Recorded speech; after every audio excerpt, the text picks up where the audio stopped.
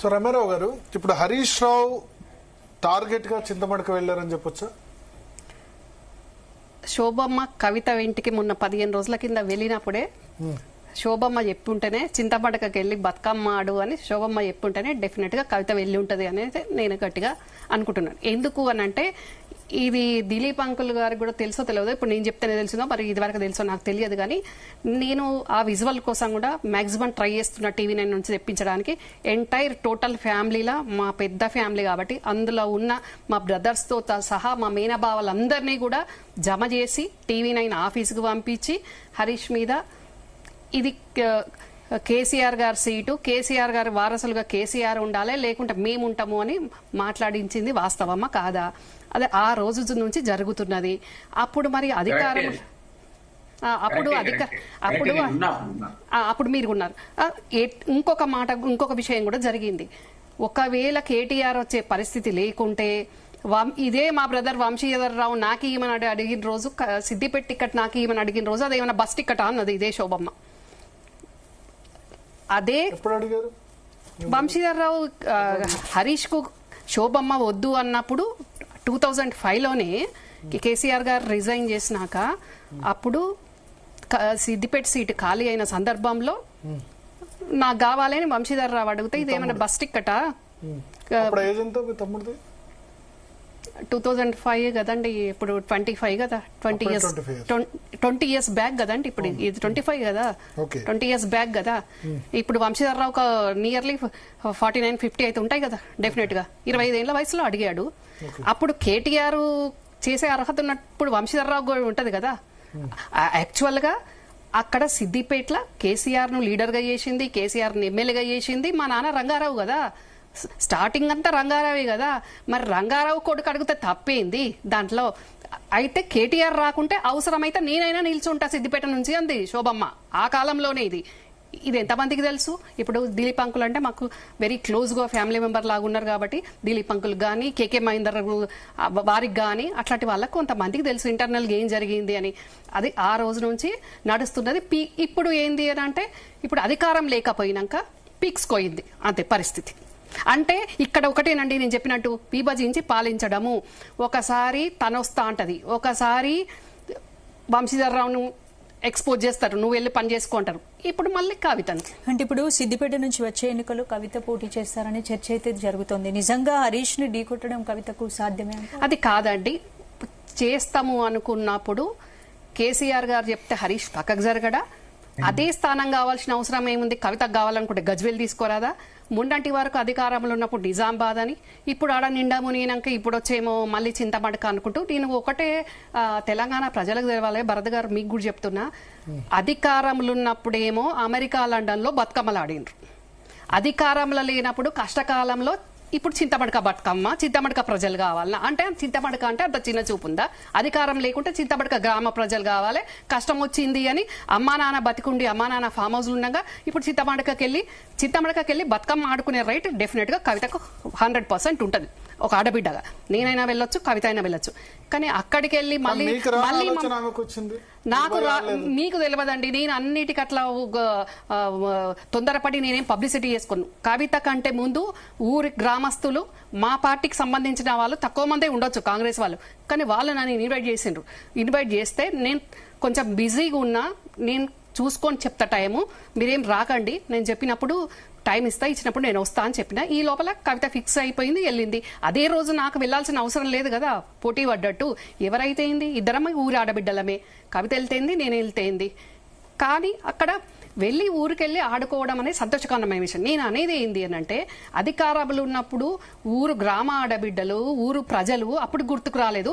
ఒక్క రోజన్నా ఊరి ఆడబిడ్డ ఎవరొక్కరన్నా ప్రగతి భవన్లో 10 సంవత్సరాలు బతుకమ్మ ఆడితే మీ శాటిలైట్ ఛానల్స్ అన్ని వచ్చి ప్రపంచవ్యాప్తంగా ఇక ప్రగతి భవన్ల తప్ప బతుకమ్మ భూమి మీద ఎక్కడ జరగది, ఏ గల్లీలో జరగది, ఎక్కడ జరగది అని ఆ రకంగా వాళ్ళు ఆడినరు, మీరు చూపించారు. ఆడిన దానికంటే ఎక్కువ మీరు చూపించారు. అప్పుడు మా ఊరి ఆడబిడ్డలు ఎవరన్నా ఉన్నారా? నిన్న కవితతోటి ఆడిన ఆడబిడ్డలు ఎవరన్నా ప్రగతి భవన్లో 10 సంవత్సరాల నుంచి ఉన్నారా? ఎవరున్నారు? బీరకాయ చుట్టాలు ఉన్నారు. ఈ స్కాములు చేసిన సంతోష్ చెల్లె, సంతోష్ వాళ్ళ అమ్మ, మొత్తం వాళ్ళే. మరి ఎవరున్నారు మా మినత్తలు అంటే ఉండాల్సిన వాళ్ళే కేసీఆర్ అక్క జిల్లాలు కాబట్టి డెఫినెట్ గా వాళ్ళకి రైట్ ఉంటుంది, వాళ్ళు ఉంటారు. ఒక రమ్యారావు తప్ప అందరు ఉన్నారు చుట్టాలు, ఏముంది మీరు వేరే పార్టీ కాబట్టి ఉండలేదు. నో ఇప్పుడు నాది నేను అనట్లేదు. అప్పుడు 10 సంవత్సరాలు ప్రగతి భవన్ లో బతుకమ్మ అన్నప్పుడు ఇప్పుడు కవితతోటి బతుకమ్మలాడిన ఏ చింతమడక ఆడబిడ్డ ఎందుకు లేదు? పోని అదొకటి విషయం. ముఖ్యమంత్రి భార్యగా అధికారికంగా చింతమడకకు వెళ్లి శోభమ్మ ఏ రోజన్నా ఇదే గ్రామ ప్రజలతోటి బతుకమ్మ ఆడిందా? ముఖ్యమంత్రి బిడ్డలాగా కవిత ఇదే గ్రామ ప్రజలతోటి అధికారిక బతుకమ్మ చింతమడకల ఏ రోజన్నా ఆడిందా అని నేను అడుగుతున్నా. 10 సంవత్సరాలలో వాళ్ళు ప్రగతి భవన్లకు వచ్చే అర్హత లేదు, వీళ్ళు చింతమడకకి వెళ్లి బతుకమ్మ ఆడే వీళ్ళకు లేదు. అంటే ఇప్పుడు అవసరం వచ్చిందా చింతమడక గ్రామ ప్రజలు, చింతమడక ఆడబిడ్డలు? అయినా కూడా చింతమడక గ్రామ ప్రజలు చాలా మంచోళ్ళు కాబట్టి ఏది ఎట్లా ఉన్నా ఏది ఏమైనా ఆ ఆడబిడ్డ వచ్చినా ఈ ఆడబిడ్డ వచ్చినా మేము ఆహ్వానిస్తాము అన్నారు. వాళ్ళకున్న ఔన్నత్యం అది, వాళ్ళ ఔన్నత్యానికి కూడా మనం కృతజ్ఞతలు చెప్పాల్సిన అవసరం కూడా ఉంది. కానీ మన రాజకీయ ఉనికి కోసం గ్రామ ప్రజలను మళ్ళొక్కసారి ఈ రకంగా వాడుకోవడం కరెక్ట్ కాదు. కవిత అధికారంలో ముఖ్యమంత్రి కూతురుగా 10 సంవత్సరాలు ఉన్నప్పుడు ఒక గ్రామ ఆడబిడ్డకు గాని గ్రామ ప్రజలకు గాని ఇదే సంతోష్ గానికి రాజ్యసభ ఇస్తా అన్న రోజు వద్దు అని చెప్పి ఊరికి సంబంధించిన వాళ్లకు రాజ్యసభలు ఇయ్యకపోయినా సరే గాని ఏదో చిన్న జాబులు ఇప్పించుంటే ఈ రోజు పరిస్థితి ఏ రకంగా ఉండేది? ఏ రోజన్నా దాని మీద దృష్టి పెట్టినరా?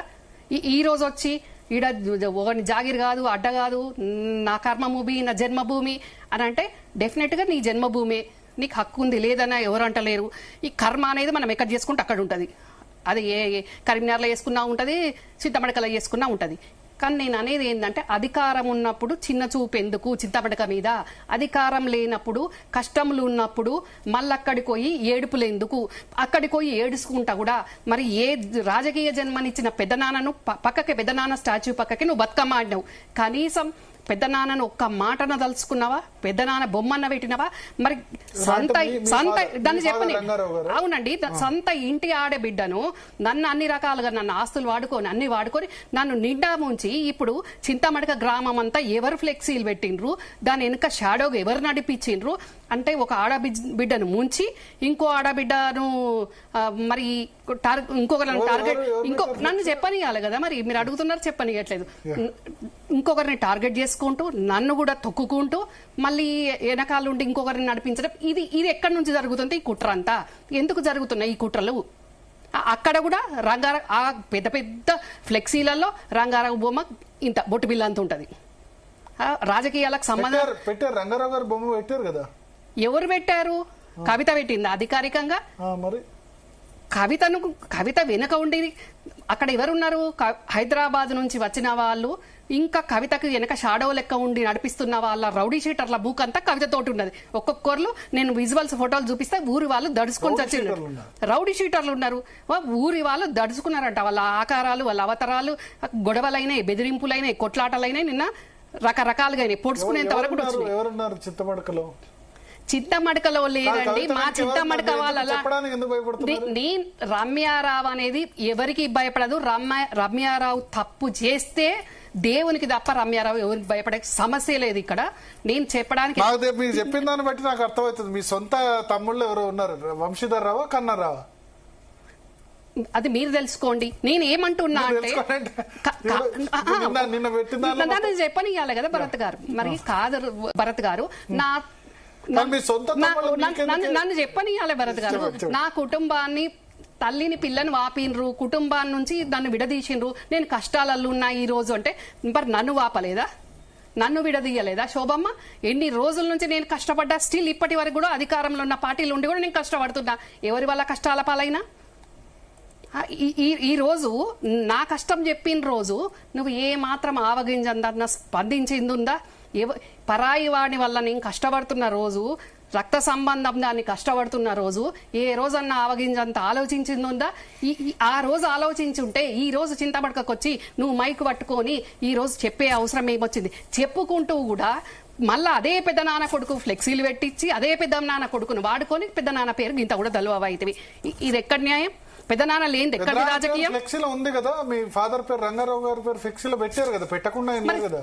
చెప్పొచ్చు కదండి, ఇన్ని చదివినప్పుడు చెప్పొచ్చు కదా, పెద్దనాన్న గురించి ఒక మాట చెప్పొచ్చు కదా. ఎందుకు రావట్లేదు పెద్దనాన్నకు ధైర్యం? అంబేద్కర్ దండ వస్తుంది నీకు, సంతోషకరమైన విషయం. ఊరి ప్రజలందరి ఇళ్లకు వస్తుంది, ఓకే. మరి అక్కడ ఒక పెద్దనాన్న ఫోటోను, పెద్దనాన్న విగ్రహాన్ని మనం ముసుగేసుకున్న 2 ఏళ్ల నుంచి ముసుగేసి ఉంటుంది విగ్రహం. మరి నువ్వు ఎందుకు తీయలేకపోతున్నావు? ముసుగు తీసి నువ్వు వేయలేవా దండ? విగ్రహావిష్కరణ జరగంది ఎట్లా చేస్తారు? విగ్రహావిష్కరణ ఏముందండి? ఈ కవిత విగ్రహావిష్కరణ కేసీఆర్ కదా చేయాల్సింది.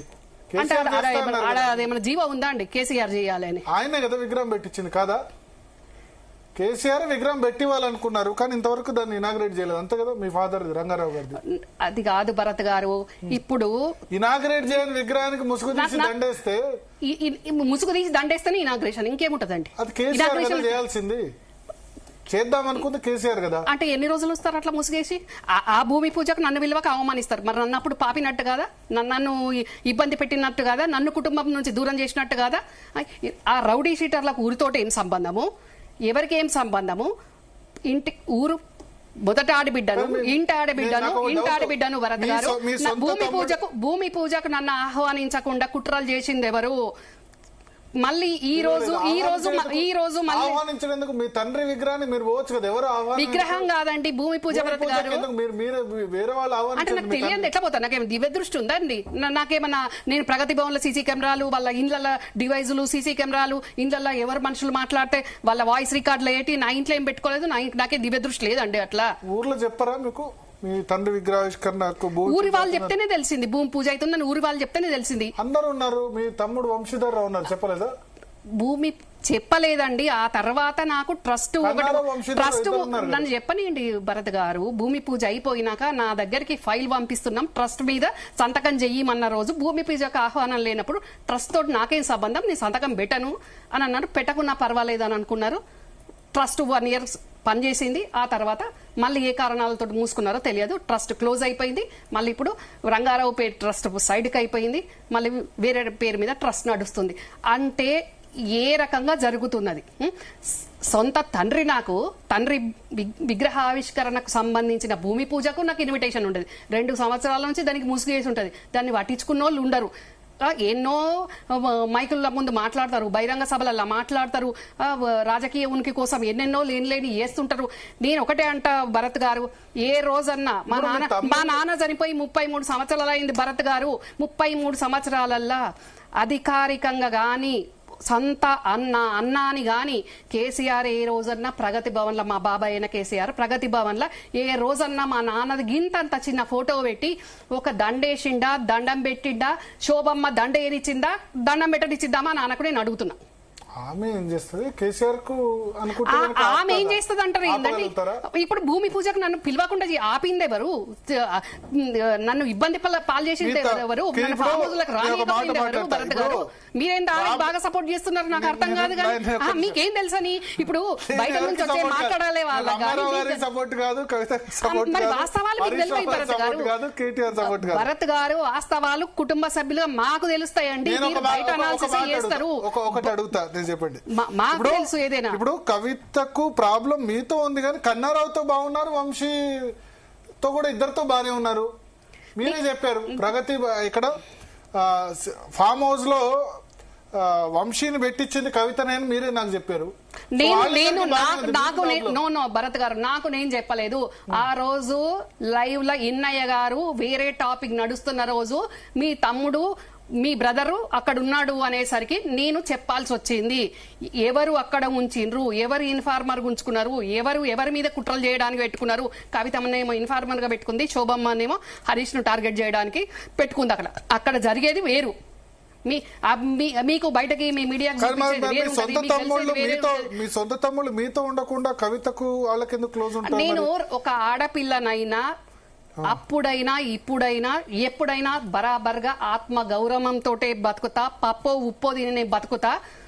కానీ ఎవరికి తల ఒగ్గేది లేదు. అన్యాయాలను ఎదుర్కొనే సత్తా, దమ్ము, టన్నులు నా దగ్గర ఉంది బతకడానికి. కానీ వాళ్ళకి లేదా ఆత్మగౌరవం? మీ తమ్ముళ్ళకి ఎక్కడుందండి ఆత్మగౌరవం? ఆత్మగౌరవం ఎక్కడుంది అని నేను అడుగుతున్న భరత్ గారు. 2 సంవత్సరాల నుంచి తండ్రి విగ్రహానికి విగ్రహావిష్కరణ చేయలేని దద్దమ్మలు ఈ రోజు పార్టీ నుంచి సస్పెండ్ చేసి ఫామ్ హౌస్ లకు పోయే పరిస్థితి లేక ఈ రోజు కవిత చింతమడకల బతుకమ్మ చేసుకుంటా అంటే ముందుండి నడిపియాలి, దమ్ముంటే లైవ్ లకు వచ్చి బ్యాక్గ్రౌండ్ ఉండి నడిపించడం ఎందుకు? అంటే వెనక ఇద్దరు ఆడబిడ్డలను పిలవాలి, మరి ఇద్దరు ఆడబిడ్డలను పిలిచి ముందుండి నడిపించాలి. ఇప్పుడు ఒకటి అర్థమైంది, బ్యానర్లు నిన్న చింతమడక టూర్ అంతా కూడా నడిపించింది వంశీధర్రావు, కన్నారావు, అంతేనా? ఎవరు నడిపించిండ్రో మరి అంటే మీరు అన్నారు కదా, ఇప్పుడు నేను పేర్లు చెప్పలేదు. భరత్ గారు అక్కడికి వచ్చిన హైదరాబాద్ నుంచి కవితతోటి ఉన్న వాళ్ళెందరూ, జాగృతి ఉన్న వాళ్ళెందరూ, వేరే వాళ్ళ మనుషులెందరూ, అసలు గ్రామస్తులెందరూ, పక్క ఊరి వాళ్ళెందరూ, మొత్తం అక్కడ పార్టిసిపేట్ చేసిన వాళ్ళెందరూ మాకు తెలుసు కదా. మీరు కూడా డీప్ గా పోతే మీకు కూడా తెలుసు. ఆగండి స్పందన గారు, ఏది ఏమైనా చేయాలనుకున్న చేసుకుంటూ ఇంకొకరికి కాషన్ లాగా చూపించుకుంటూ నా కష్టం వచ్చిన రోజే మొత్తం గ్రామం అంతా ఆదుకోవాలి అన్నట్టు. మరి గ్రామ ప్రజల కష్టం ఏ రోజు మనం చూసినాం? గ్రామానికి మనం ఏం చేసినాం అధికారంలో ఉన్నప్పుడు? ఇప్పుడు మనకు కష్టం వచ్చినప్పుడు గ్రామం రిసీవ్ చేసుకోవాలి. గ్రామాన్ని మనం ఎందుకు పట్టించుకోలేదు? మన ముఖ్యమంత్రి హోదాలు ఉన్నప్పుడు గ్రామంలో మనం ఇల్లు కట్టుకొని ఎప్పటి వాళ్ళతోటి ఉండాల్సింది ఉండే, నెలకోసారి పోవాల్సింది ఉండే, ఎవరమో ఒకరము. అక్కడ కనీసము వాళ్ళకు గ్రామస్తులకు ప్రగతి భావనకు ఎంట్రెన్స్ ఉంటుంది, ఫామ్ హౌస్ కు ఎంట్రెన్స్ ఉంటుంది. వీళ్ళ డైరెక్ట్ ఫోన్ నెంబర్లు ఉండయి. కేటీఆర్, కవిత, హరీష్ రావు అంటే సిద్దిపేటలో ఏడుస్తాడు ఎప్పుడు కాబట్టి అప్పుడప్పుడు కలుస్తాడేమో. ఇంకా నేను అప్పుడు అధికారంలో లేను కాబట్టి ఊరోళ్ళకు నాకు ఎప్పుడో మంచి చెడ్డకు వాళ్ళు మాట్లాడేవాళ్ళు. ఇప్పుడు డెఫినెట్ గా నేను మా ఊరి ప్రజలతోటి భరత్ గారు రెగ్యులర్ గా టచ్ లో ఉన్న గ్రామానికి సంబంధించిన సమస్యలు ఏంటి అని నేను తెలుసుకుంటున్నా. ఇంక ఇప్పుడు అధికారికంగా నేను అధికార పార్టీలో ఉన్నాను కాబట్టి ఎందుకని నాకు కూడా రైట్ ఉంటది. నేను ఫస్ట్ ఆడి బిడ్డను, రంగారావు బిడ్డను. ఇప్పుడు రంగారావు అన్నట్టు ఆయనే చింతామడక ప్రజలకు కాదు, చుట్టున్న గ్రామాలకు ఆయన రాజు లెక్క అట్లా చూసుకున్నాడు ప్రజలను. డెఫినెట్ గా నాకు రైట్ ఉంది. సో మీరు అక్కడి నుంచి పోటీ చేస్తారు నెక్స్ట్? రైట్స్ ఉన్నాయి కదా, రైట్ ఉండడము, పోటీ చేయడం, ఇలా రెండు ఉంటాయి. ఏదైనా జరగవచ్చు, ఏదైనా చేసుకోవచ్చు. నన్ను ఇంకా కూడా నన్ను కుట్రలు చేసి నన్ను ఇంకా అనగదొక్కాలి, నన్ను ఇంకా ఏమో చెయ్యాలి అనుకుంటే నేను కూడా ఎవరిని వదిలిపెట్టాను. కవిత తన రాజకీయ భవిష్యత్తు కోసం సిద్దిపేటను తన కర్మభూమి భావిస్తున్నట్లు పేర్కొన్నారు.